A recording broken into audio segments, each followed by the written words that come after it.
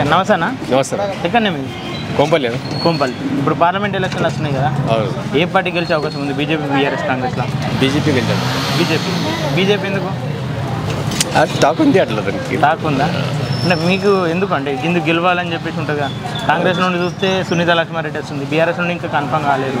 ఈటెల రాజేందర్ మంచి మనిషి కదా, అందుకే ఈటెల రాజేందర్ మంచి ఎప్పుడన్నా చూసిరా? ఈటెల రాజేందర్ చూసినాం సార్. ఎందుకు చూసాం? కొంపల్లికి వచ్చారు చూసినాం చాలా సార్లు. కానీ ఇక్కడ అయినా కాదు ఆయన అంటారు కదా.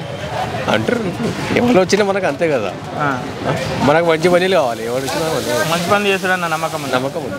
కాంగ్రెస్ ప్రభుత్వం కూడా మేము మంచి పనులు చేస్తాం, మేము మమ్మల్ని గెలిపిస్తా అంటారు సార్. చేసేది ఏముంది ఇప్పుడు అంటారు.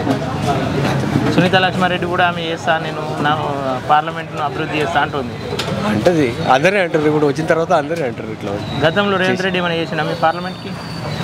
రేవంత్ రెడ్డి ఏం చేస్తారు? ఏం చేయలేదా? ఇప్పుడు సీఎం అయినాక కూడా ఎప్పుడు నచ్చిందా మీ పార్లమెంట్కి? మా పార్లమెంట్కి అయితే రాలేదు సార్. రాలేదా? ఇప్పుడైతే కొంపల్లికి అయితే రాలే. ఇంకా ఫైనల్గా ఏ పార్టీ గెలుస్తుంది?